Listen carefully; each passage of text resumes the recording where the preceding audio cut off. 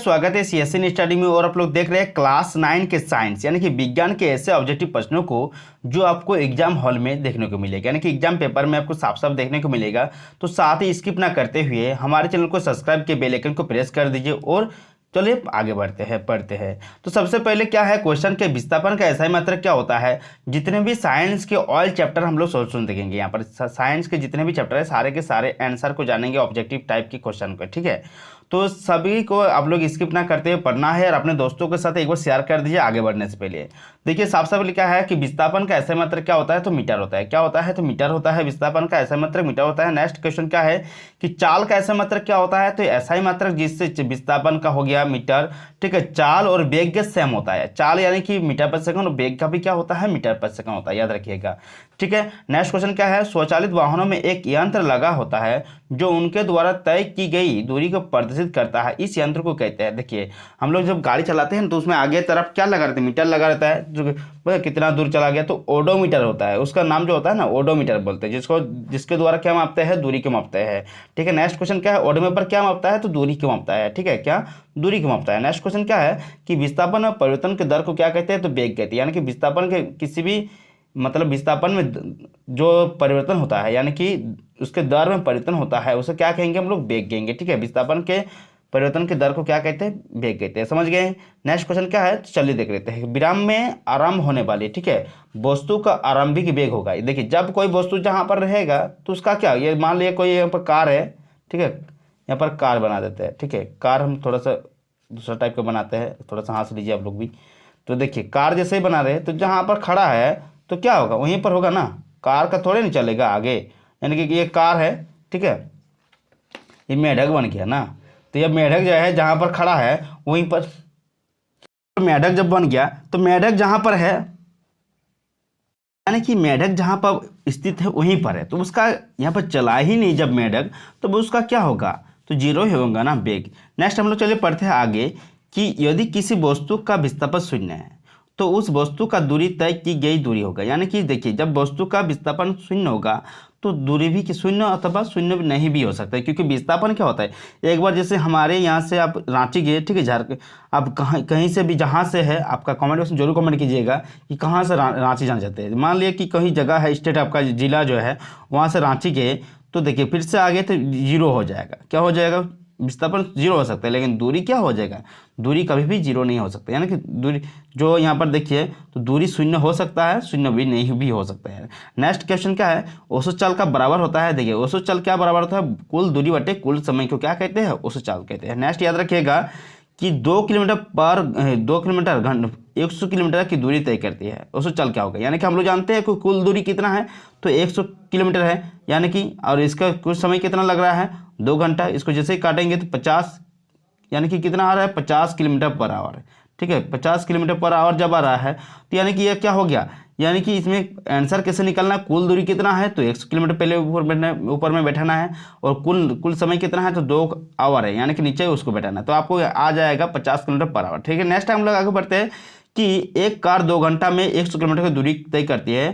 तो इसको आप लोग एक क्वेश्चन हमसे ले लीजिए कि 2 घंटा में 200 किलोमीटर दूरी तय करती है, ठीक है। 2 घंटा में 200 किलोमीटर दूरी तय करती है, तो उसका औसत चाल निकलकर हमारे कमेंट बॉक्स में जरूर कमेंट कीजिएगा, ठीक है। एगो दिखा दिया ना कमेंट, इसका औसत चाल बराबर क्या होता है, कुल दूरी बटे कुल समय, इससे आप लोग निकाल लीजिएगा, ठीक है।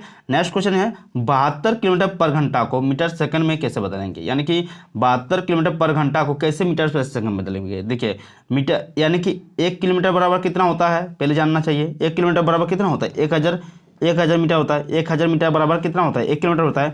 तो 72 गुना क्या कीजिएगा, 72 गुना 1000 कीजिएगा, ठीक है, बटे 1 घंटा में कितना सेकंड होता है, तो 3600 सेकंड होता है, याद रखिएगा 3600। यानी कि देखिए एक मिनट में 60 सेकंड, ठीक है, और 1 घंटा में कितना मिनट होता है, 60, यानी कि 36 सेकंड होता है।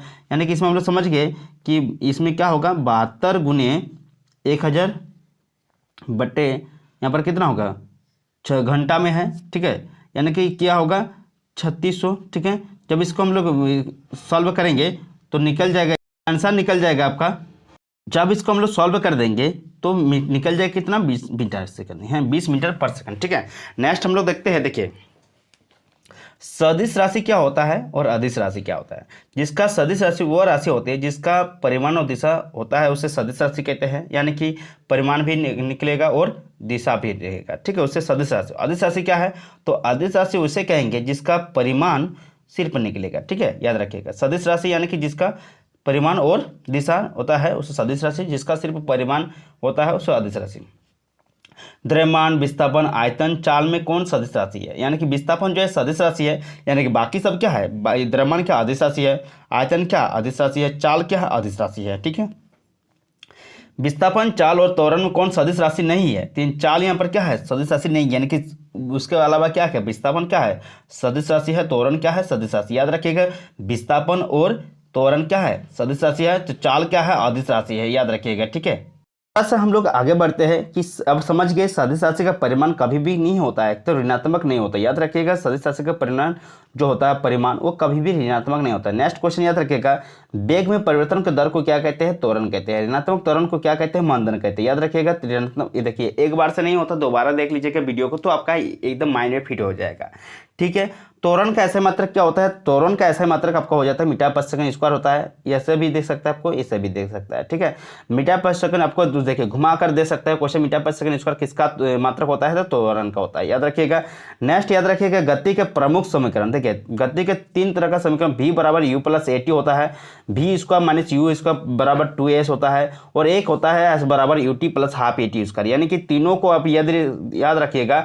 देखिए क्वेश्चन आपको यह दे सकता है कि यहाँ पर गति का समीकरण कौन सा है, तो आपको ये क्वेश्चन दे के v बराबर यू प्लस ए टी, आपको घुमा घुमा कर v बराबर ए बाई टी कर देंगे बराबर प्लस यू कर देंगे, आपको घुमा फिरा कर आपको कुछ भी पूछ सकता है, तो आपको याद रखना है कि v बराबर यू प्लस ए टी होता है, v उसका माइनस यू उसका बराबर 2s होता है, s बराबर U T plus half A T square होता है, किसका, तो ये गति के समीकरण का, ठीक है। नेक्स्ट याद रखिएगा, गति के समीकरण में v u a s t का क्या आएंगे, यानी कि v मतलब क्या होता है, u मतलब क्या होता है, और ए मतलब क्या होता है, एस मतलब क्या होता है, टी मतलब क्या होता है। यू देखिए, यू मतलब क्या होता है आरंभिक वेग होता है, भी मतलब अंतिम वेग होता है, ए मतलब त्वरण होता है, टी मतलब समय होता है, एस मतलब तय की गई दूरी होती है, याद रखिएगा। ये जितना भी है आपको पूछ सकता है कि भी का गति का समीकरण भी का मतलब क्या होता है, तो आपको कुछ भी दे सकता है घुमा फिरा कर ना, तो आपको याद रखने है कि यू मतलब क्या आरंभिक वेग, भी मतलब अंतिम वेग, ए मतलब त्वरण, टी मतलब समय, एस मतलब दूरी, ठीक है।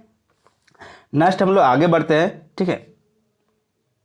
देखिए आगे हम लोग जब से बढ़ते हैं तो हमें क्या मिलता है, चाल समय ग्राफ के नीचे क्षेत्रफल मानक में निरूपित किया जाता है, तो मीटर, ठीक है। नेक्स्ट ये है एक समान चाल से एक समान चाल से गतिशील वस्तु का दूरी समय ग्राफ होता है, तो सरल रेखा होता है, ठीक है, याद रखिएगा। एक समान जब चाल गतिशील वस्तु का दूरी समय ग्राफ हम लोग निकालते हैं तो सरल रेखा होता है। नेक्स्ट याद रखिएगा आप लोग, देखिए जिस गुण के कारण कोई पिंड अपने विराम की अवस्था बनाए रखना चाहता है उसे क्या कहते हैं, जड़त्व कहते हैं। यानी कि देखिए कोई भी पिंड जितना भी कोई भी वस्तु है, पिंड है, वो अपने आप को क्या करना चाहता है, रखना चाहता है कि जैसा है वैसा ही रहना चाहता है ना, तो उसे क्या कहते हैं, जड़त्व का कहते हैं। किसके कारण कहते हैं, तो वो अपने आप के जड़त्व के कारण जैसा है वस्तु उसी जगह पर रहना चाहता है, जब तक उस पर कोई बाह्य बल नहीं लगा जाए, तो किसके कारण होता है, तो जड़त्व के कारण होता है। जड़त्व गुण होता है तो प्रत्येक वस्तु में यानी कि प्रत्येक पिंड में होता है, ठीक है। यहाँ पर देखिए जड़त्व का गुण किस में ज़्यादा होगा, देखिए जिसका द्रव्यमान ज़्यादा रहेगा, जिसका द्रव्यमान याद रखिएगा, जो मैं बोल रहा हूँ उस पर ध्यान दीजिएगा, ठीक है। जिसका द्रव्यमान क्या रहेगा, ज़्यादा रहेगा, उसका जड़त्व क्या होगा, वो अधिक होगा। यानी कि देखिए साइकिल, कार है, रेलगाड़ी है, बस है, इनमें से किसका जड़त्व अधिक है, तो देखिए साइकिल का सबसे ज़्यादा होगा, कि कार का होगा, रेलगाड़ी का होगा, बस का होगा। देखिए सबसे ज़्यादा भारी कौन सा होगा, तो यानी कि भारी जो जिसका ज़्यादा रेलगाड़ी का है, तो रेलगाड़ी का जड़त्व ज़्यादा होगा, ठीक है। याद रखिएगा चार वस्तु ए बी सी डी के द्रव्यमान 6, 10, 15, 18 kg है। यानी कि देखिए ए का द्रव्यमान 6 kg है, बी का द्रव्यमान कितना 10 kg है, सी का द्रव्यमान 15 kg है, डी का द्रव्यमान 18 kg है। तो यहाँ पर क्या होगा कि डी जो है, डी सबसे ज़्यादा द्रव्यमान किसका है, तो 18 kg है डी का, तो यानी कि जड़त्व किसका सबसे ज़्यादा होगा, ठीक है। अभी बताया कि नहीं, ठीक है। किसी वस्तु के जड़त्व की माप होती है तो द्रव्यमान होती है, किसी वस्तु के जड़त्व की माप क्या होती है, द्रव्यमान होती है। जड़त्व की माप क्या होती है, तो द्रव्यमान होती है। आपको क्वेश्चन किसी भी तरह से पूछ सकता है, लेकिन आपको जवाब देना है, ठीक है। न्यूटन का गति का कौन सा नियम जड़त्व की परिभाषा देता है, तो पहला नियम जो है वह जड़त्व की परिभाषा देता है।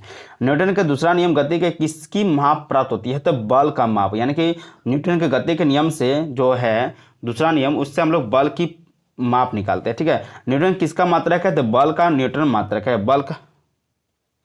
यानी कि हम लोग समझ गए कि बल का एसआई मात्रक क्या होता है? न्यूटन होता है।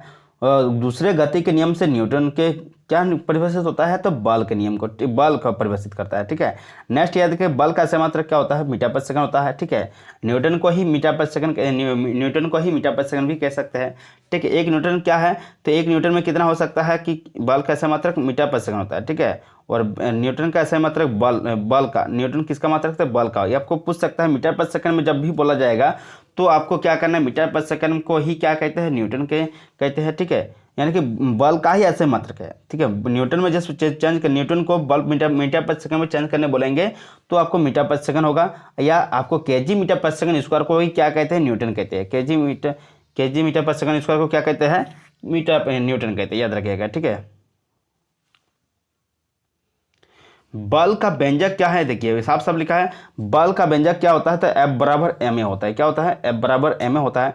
दो द्रव्यमानों के बीच लगने वाले F तथा उनके बीच की दूरी r में क्या संबंध होती है? तो F, ठीक है, F समान व्युत्क्रमानुपाती 1/r होता है। ठीक है, याद रखिएगा कि F व्युत्क्रमानुपाती 1/r होती है कि जब दो द्रव्यमानों के बीच लगने वाला बल F तथा उनके बीच की दूरी r हो तो उसका संबंध क्या होता है?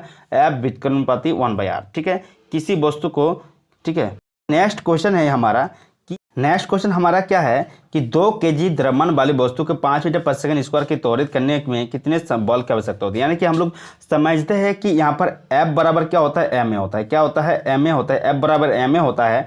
यहाँ पर m कितना? m मतलब द्रव्यमान होता है, a मतलब त्वरण होता है। m यहाँ पर क्या है? तो 2 kg है, तो 2 यहाँ पर मीटर पर सेकंड स्क्वायर 5 a मतलब त्वरण हो गया। त्वरण कितना है? 5, 5 दूनी 10, यानी कि 10 न्यूटन हो गया है। यानी कि बल का परिमाण हम लोग का निकल गया 10 न्यूटन। नेक्स्ट हम लोग चलिए देखते हैं, इसी तरह से सारे के सारे क्वेश्चन है। 4 किलो है, यहाँ पर 2 मीटर पर सेकंड स्क्वायर त्वरण से त्वरित हो रहा है, तो इसका न्यूटन क्या निकलना? बल निकलने बोला गया था। आप लोग फॉर्मूला लगाइएगा, F बराबर ma। m मतलब द्रव्यमान कितना दिया है? 4 है, और कितना त्वरण है? तो 2 है, यानी कि 4 दूनी 8 न्यूटन निकल गया। इसी तरह से सारे के सारे क्वेश्चन को निकल सकेगा। ठीक है, आप लोग एक क्वेश्चन ले लीजिएगा।